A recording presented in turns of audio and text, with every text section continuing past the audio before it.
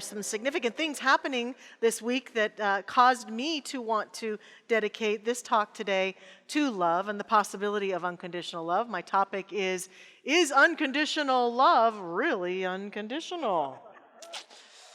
And it's Valentine's week. This Friday is Valentine's Day. And so what I know is that for some of us, that's a very activating day, whether it's that you do have a lot of loves in your life and people that you're going to celebrate the love that you experience, or you're feeling a loss of love this year, or loss of loved ones who've moved on to the next plane, or maybe a little bit of angst that you don't have a romantic love for Valentine's Day. Valentine's Day can be a very charged time for us. And so I'm inviting us into a deepened conversation about love, a kind of love that can sustain us and support us and be activated in our life regardless of any of those conditions around our relationship status. But I do have a couple little cartoons to start us off. The first one, Valentine's Day, because love isn't quite complicated enough as it is. Right? And so that's kind of what I was talking about there. I like this next one. It's two gentlemen getting cards. I need a card that says I'm hers Monday through Friday, but weekends are for football. Right? And with regards to unconditional love, the last one, I love you unconditionally, asterisk. Asterisk, terms and conditions do apply. And that's it, isn't it? Do terms and conditions really apply when it comes to unconditional love? I can say that though I've had experiences in my life, and I've talked about them here on this stage before, that allowed me to access and feel divine unconditional love at times in my life, it has been a dance that has caused me great question. And there was a time during my evolutionary journey, even in this teaching, where I knew that love could be big and broad and expansive, but I wondered if unconditional love really was possible, especially between us humans. Because I could feel the parts of me that were disapproving of myself, and I was pretty sure that if I couldn't approve of some of my own choices or who I was or how I was being, that it was very likely that whatever it was that created this universe, God, probably couldn't approve of me either. I was doing or falling prey to what our founder Ernest Holmes would talk about, superstitious thinking when it comes to God, or anthropomorphizing God. That is the propensity to project onto whatever created this our human tendencies. Gosh, it's hard for me to forgive, therefore it must be hard for God to forgive. And so then starting to develop stories that I couldn't possibly be lovable enough for God. And especially if I'd experienced rejection in relationships or any kind of betrayal or disconnect or inability to feel functional in my loving relationships, therefore I must not be loving by the God that created everyone. And so challenging myself there, challenging unconditional love as I watch humans lash out at other humans verbally and with actions that seemed rather unloving, and wondering, is it possible for us to love each other unconditionally? And I lived in that question, again, especially in terms of human relationships, for quite a while. And then I had an experience that changed me forever. I found myself pregnant. My wonderful former husband, Brad, and I found out we were going to have a baby. And I was pretty excited about it when it first happened, and pretty energized by it. But then when we went for the ultrasound, I had a mystical experience, because in the ultrasound, I suddenly saw this little being on a screen who was living inside of me. And I learned and saw the heartbeat. And I learned and saw that he was a he. And he had a name, because we'd chosen names at that point already. And I fell into this mystical place. It was a place where I realized I will love this being forever, no matter what. I didn't even know him. I didn't know what his personality was like. I didn't know what he was going to be for a living, or I didn't know anything about him. But my unconditioned love of him was so big and broad that it literally brought me to my knees. And I realized, oh my gosh, it is possible to experience unconditional love as a human being. And if it's possible for little old me to unconditionally love this being I have never even met, might it be possible that that which created me could love me the same way? And it transformed me forever. Today, on my beautiful son's 21st birthday, happy birthday, Jesse, wherever you are this morning. Yes, there's a picture of my son and me. He's like a foot taller than me and is an amazing young man. I stand before you humbled by unconditional love and say to you that, yes, my beloveds, it is possible. And some of us have had that experience with our children and our grandchildren. I had a lot of people after the first service telling me, oh, wait till you have grandchildren. It's even better. And I know now that that experience has caused me to realize that when I am challenged to love anyone, a person I know or a stranger, I can call on that moment with Jesse and ask myself, how could I love this person the way I love Jesse? How could I send that same kind of love? Yeah, that person I'm challenged with or having a conflict with or don't appreciate that I'm hearing what they're doing or how they're doing it. I may not be able to love them as well as I would like or see the truth of them or even know them personally, but I can go into that deep place where we're all connected and experience that love.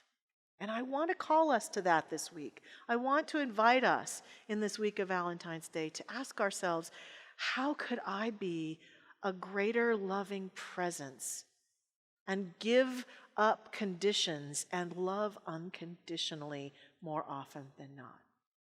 But I do think there are challenges to this, and there are truths about this. So today I'm bringing us love myths and love truths. And we're going to start with the myths of unconditional love, because it's important for us to look at those. I brainstormed a whole bunch of them and finally came up with the two that I think are the most important myths about unconditional love. The first one, as spiritual beings, those of us who would call ourselves spiritual from any faith tradition whatsoever, those of us who've had that mystical experience of knowing that God is love and have contemplated and even maybe been brought to tears with this sense of unconditional love, the first myth we have to face is that unconditional love can also have its boundaries. I see us struggling with this as spiritual beings. We think that if I unconditionally love someone, that means that I just have to let them walk all over me, that I can't assert my boundaries, my preferences. I can't process the frustrations that come in a relationship, because then that's me not being unconditionally loving. That if I unconditionally love you, I should let you say or do anything you feel you need to say or do, and I'll just stand back and love you and send you love and have no boundaries. And I'm here to say that's a myth.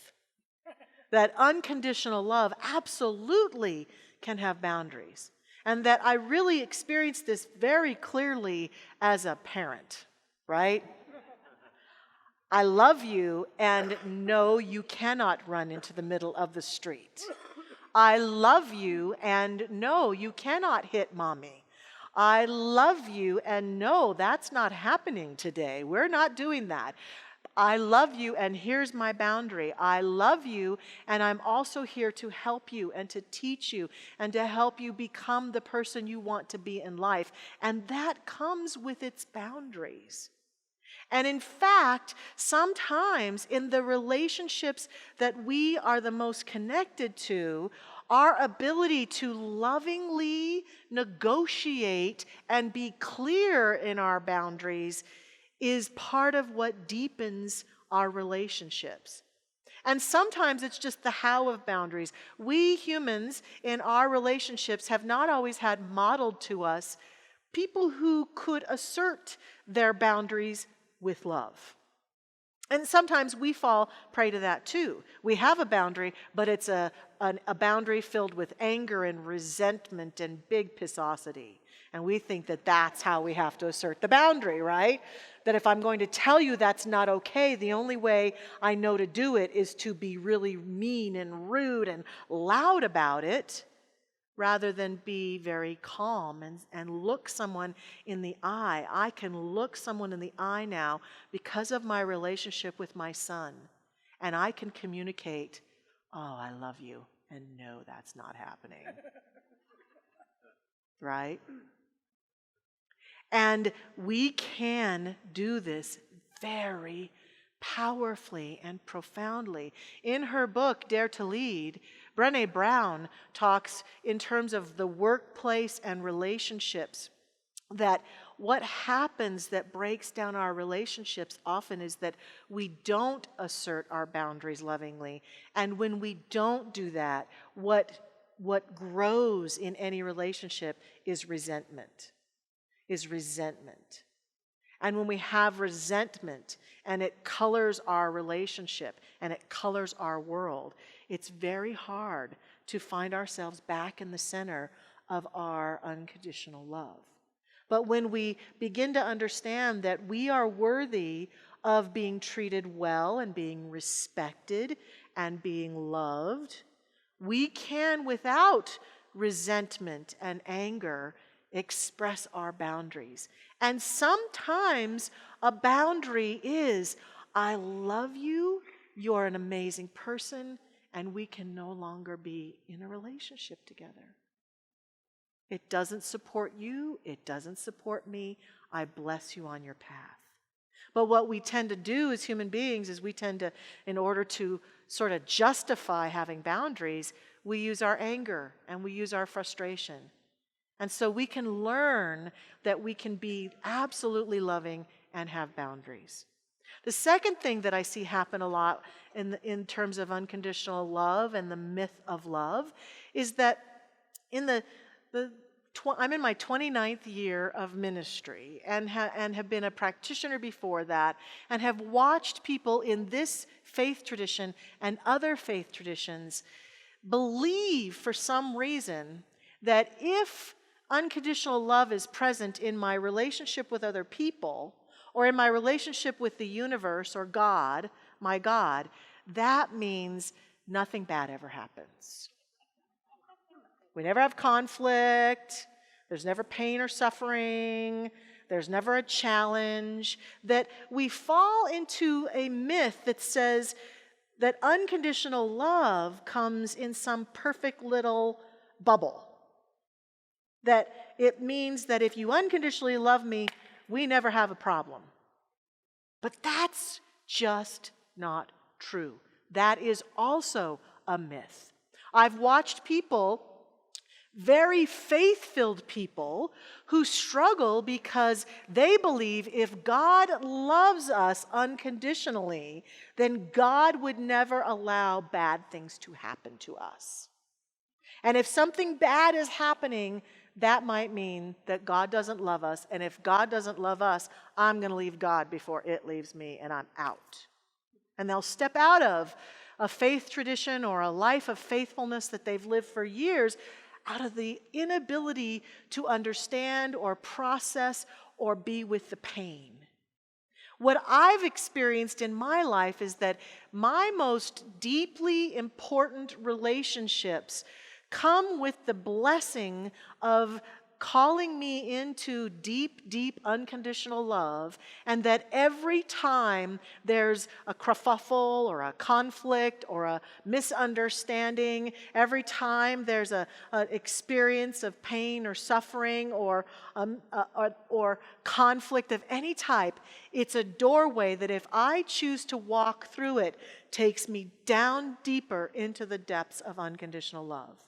Whereas if I avoid the door or I slam the door shut and refuse to be with it, I miss the opportunity. In other words, everything that's happening to you, to me, to us, is a doorway that says, come find God. Come on. Step through the door. Find God in this. Find God in that. And if I have the courage to walk through the door of the conflict, of the challenge, to discover the meaning of it for myself, to have my boundaries, to deal with the conversation, to be fully present, I find a deepened sense of unconditional love begins to have its way with me. Because I say that I'm worthy and the people I'm sharing this life with are worthy enough for us to stand in the fire of even disagreement, to stand in the fire of even seeing things very differently, to stand in the fire of loss and pain and suffering and conditions that we wish would just go away. And we stand in them together and we walk through them together, and unconditional love begins to have its way with us even more profoundly. Thomas Merton says, the beginning of love is to let those we love be perfectly themselves and not to twist them to fit our own image. Otherwise, we love only the reflection of ourselves we find in them. I truly found that as a parent, that if I'm unconditionally loving my son, it's more important for me that he become who he wants to be and not who I need him to be. And I find that is true in other relationships. It's more important to me that you be who you want to be than who I need you to be. That's unconditional love. Letting go of all the myths of pain and suffering. Those two myths are profound. But if we step now into love truths, what are some of the truths, the most important truths about love? Again, I brainstormed and found a whole bunch of them, but it came down to two really important ones to me. The first one is that I believe that unconditional love, in its most profound expression, is both active and passive. In other words, right now we hear a lot in our culture about people saying things like, it's not enough just to send thoughts and prayers, right? You see that in social media, like, oh, something bad happens and people send thoughts and prayers, and it's being trivialized as that's not enough. And on one hand, I totally understand this, because love, in its most profound form, is the passive sending of energy and the willingness to tend to the energy that exists between me and every other being that I see, that I perceive, that I encounter, as well at the invisible level, as well as what is it that I am doing and how am I being, how am I speaking in my relationships that show people and show myself that the love of God is active in me and is expressing itself through me. It's both and. I absolutely believe that when I see something going on in the world, or I see someone struggling, or I see someone I don't like, or I see decisions I don't like, it makes a difference. It's like a pebble in the pond that sends a ripple out when I'm willing to process that and get into a place of peace and send love and light. Because in that space of having boundaries, in that space of being loving, I can learn to separate the truth of a being from their behavior. The truth of a being from their behavior. And I can send my love to them. And I can send blessings to them. And I can send a desire of prayerfulness to them. Our founder, Ernest Holmes, though, says, and this is probably why people are frustrated with it, do not do this casually. Holmes would say to us, look, if you say to someone, I'm keeping you in my prayers, you better seriously pray for them. It becomes trivialized when we just start to say, oh, I'm sending you lots of love. I'm sending you lots of prayers right now. He says, take it seriously. Put your money where your mouth is. And if you're going to say that you're going to pray for someone or you're going to send love for someone, take the time and do it. That's the action part, is actually doing it. And so unconditional love requires of us this this passive attention to our energy field and our perceptions about other people, our assumptions about other people, our stories about other people.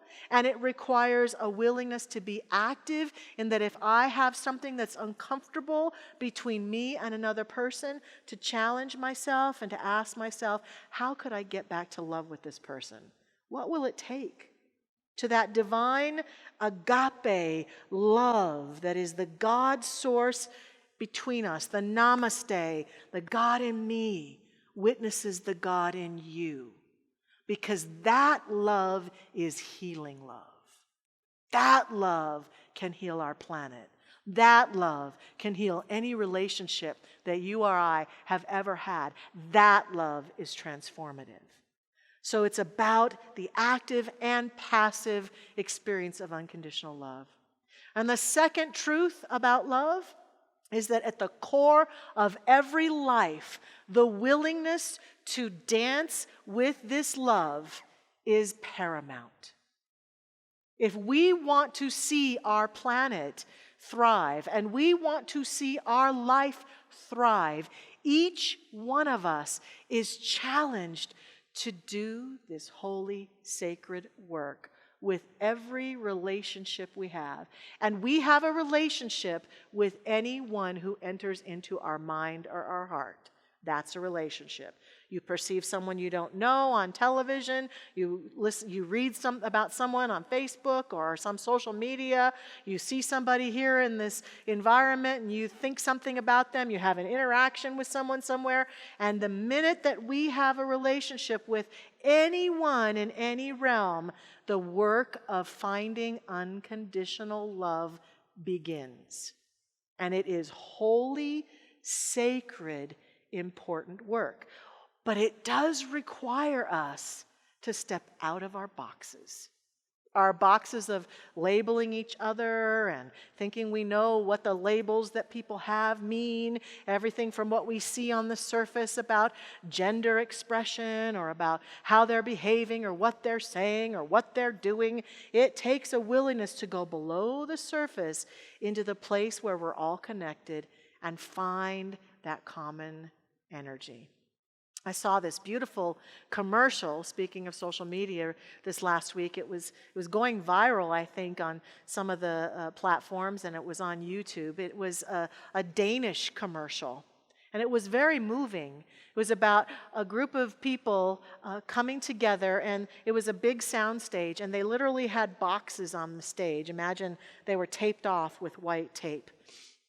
And even imagine right now if I invited everybody to come up here and step into some box, whether it was those of us who are natives of Colorado and those of us who are new to Colorado. They did the same thing with their country, and they had, different political parties or different socioeconomic status and different things, and everybody was in their boxes kind of staring each other down, probably clinging to their boxes, right? I'm this and I'm proud, I'm a proud that. And so then they did this process where they said, okay, now, anyone in the boxes who's a step parent, step out of the box. And so from all the boxes, a number of people stepped and formed a new group over in another area, and they took a picture of them. And the commercial goes on to call out different things. Any of you who feel lonely? Any of you who are, they had some trivial ones like to dance, and all the dancers dance. And from every box came people standing together, looking at one another, going beyond their boxes and forming a new group. And the gist of it really was at the end, they were all in a big group together, hugging each other, and all kinds of people of all ages, all kinds of people standing together as one group, stepping outside their boxes. What was touching, of course, is that to me that was unconditional love. And what it helped me to realize and helped me to remember is that no matter who's in my mind, who I'm perceiving, you and I have more in common with the people that we push against, probably, than the issues that we think separate us. As we look at someone and we think, well, they're this and I'm that, so we're separate. The truth is, From the human heart standpoint, it's possible that some of us who cried ourselves to sleep last night, that the person who's in a box that you abhor cried themselves to sleep. It's possible that as you struggle with the loss of a loved one, or you're making a dream come true, working hard to build a new life or build a new business, or have just fallen in love, or have gotten some new health status that you're excited about, or experiencing a health challenge, that the people that you and I push against may also be going through some of those very real human experiences. And if we're willing to allow ourselves to remember this possibility, it can open a door of compassion and love. It can allow us to realize we're more connected than disconnected. That's what will save us. That's what will transform us. That's what will allow our planet to continue to thrive, every human being on the planet to thrive, and each one of us to thrive, is to remember and recall in an active way how we're more connected than disconnected. Think about it. In human history, when has the story of how separated we are, how different we are, how right we are and wrong they are, ever forwarded the evolutionary journey of humans? It hasn't. It can't. And to the degree that we continue to feed that story in our own personal relationships, in the relationships we have with people out there, in the relationships we have with other faiths or other groups, we continue to keep that separation, and those boxes, they stay in place, but it won't ever serve us. Each one of us can step into unconditional love profoundly. There are some things that I'd like to suggest that we could do this week to live it out, if you will. To the people that we share our lives with on a daily basis, to be willing to ask a very courageous question. How could I love you better? How could I show you more clearly my love? Are there ways that I could actively live it out that would be meaningful to you? And to have that conversation. Because when we really do care about people, we want to know what helps them feel the love that we have for them. And we ask. Secondly, in our class on the 7 spiritual laws that was written by Deepak Chopra, in the very first law we studied, Deepak suggests that every day when we encounter anyone, we make sure to take time to give them something. Now, he's not talking something physical, although you could do that. It could simply be a blessing. Try today, as you walk around this place after service, every person you come in contact with, you may not say a word to them, but send them a blessing. Send them love. Declare your connection. Bless their week, silently or verbally, however you want. But he says that we get into that unconditional state of the givingness that is our true nature. And indeed, what I would say is that when we do, we are happy because this is our true nature, because God is the unconditional love that seeks expression through each one of us. When we give into that and we are that, we are happier and we are more connected. Whereas when we give into the separation stories and we begin to create a case for how different we are and how separate we are, we're unhappy because it's not our true nature. It's not who we really are. So finding ways every day to express our connection to every being who comes into our field of vision is powerful. Take time in nature, in spiritual practice, and in silence to feel into that unconditioned love that is seeking expression through us. Because as we feel it for ourselves and we allow it to bloom forth in ourselves and we begin to let go of our stories about why we're unacceptable, unlovable, or unworthy, which happens to us as we let the love that God is just burn those silly stories away, as it shines brightly through us, we become more able to be a representative of this kind of love because it starts with us. So finding time to feel into the love that God is as us is important. Those 3 things practiced this week could change our lives. And lastly, imagine with me a world where every being could sense how loved they are and lived from it on behalf of every other being. As we imagine it and we call ourselves to it, one by one by one by one, we change our life. Unconditional love is unconditional. It's calling you, it's calling me. Let's say yes to it.